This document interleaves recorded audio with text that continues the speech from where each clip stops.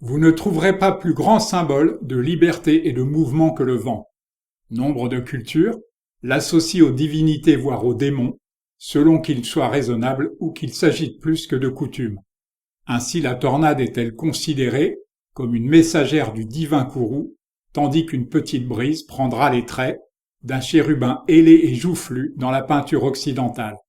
Chez les anciens Grecs, le dieu Éole règne sur les 4 vents directionnels, Borée qui sauva Athènes des assauts d'un roi perse, et ses frères Euros, Notos ou encore l'ambivalent Zéphyr, vent doux ou pluvieux dans l'Iliade et brise tiède dans l'Odyssée. Jacob van Ruysdael est un ovni de la peinture. En pleine période baroque, il peignit des ciels tourmentés, des ruisseaux tortueux et des arbres se courbant sous le vent. Paradoxalement, ces moulins sont immobiles. On sait l'influence qu'il exerça sur les artistes romantiques, mais il fut tout aussi déterminant chez les peintres de Barbizon.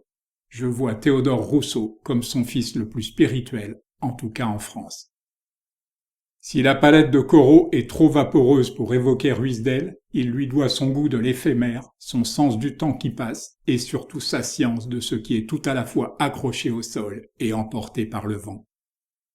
Voici l'un des trésors de la peinture américaine. Ne tombez pas dans le piège de limiter Homer à son travail d'illustrateur. Cette marine pleine de grâce, dénuée de pathos, est une réelle icône aux États-Unis. Je ne rate jamais une occasion de vous faire apprécier ce peintre natif d'Oslo qui fit l'essentiel de sa carrière en Allemagne et évoqua son pays de mémoire. Son succès déclina avec l'arrivée de l'impressionnisme.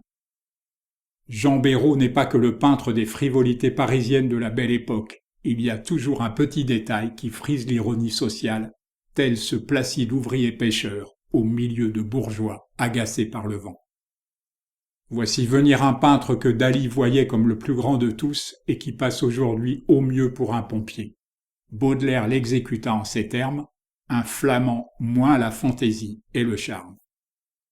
Cet artiste anglais inconnu chez nous, dont Toulouse-Lautrec fit le portrait, mérite qu'on s'attarde sur son travail. Il a peint comme personne les effets du soleil australien sur le climat, mais aussi sur le mental. Ce peintre britannique tout aussi inconnu chez nous était pourtant un amoureux de la France, particulièrement de la côte d'Opale et de Wimereux, où il s'installa dans une forteresse napoléonienne qui fut inondée par la mer. On ne présente plus cet autre peintre anglais, dont l'Ophélie est peut-être l'emblème de la peinture pré-raphaélite. Ce tableau, exécuté quelques années avant sa mort, prouve qu'il a été sous-estimé.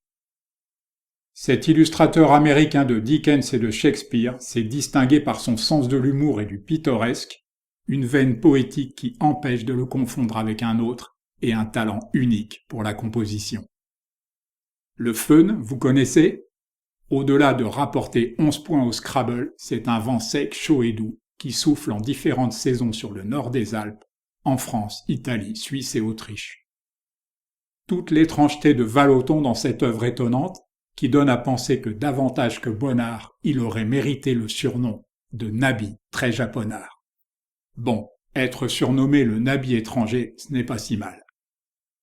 Il fut un temps où les Québécois étaient moins cotés chez nous, et vous avez de la chance si vous avez déjà entendu parler de ce peintre dont la maison natale est devenue immeuble patrimonial. Voici un artiste dont son époque trouva les nus lourdeaux quand elle ne les jugea pas scandaleux. Je les trouve pour ma part amoureux et juge la carnation nacrée de ces modèles profondément émouvante. La mélancolie des œuvres de cet artiste ostendais peut confiner à l'angoisse, rien n'altère la beauté de celle de sa jeunesse. Il faut voir ces paysages stylisés comme un miroir de l'état d'âme des êtres qui y promènent leur solitude. Et nous finirons sur une note claire grâce à ce peintre américain. Après avoir découvert la colonie artistique de Cracksmoor, il y revint chaque été durant 40 années pour y croquer de séduisantes créatures vêtues en ton pastel.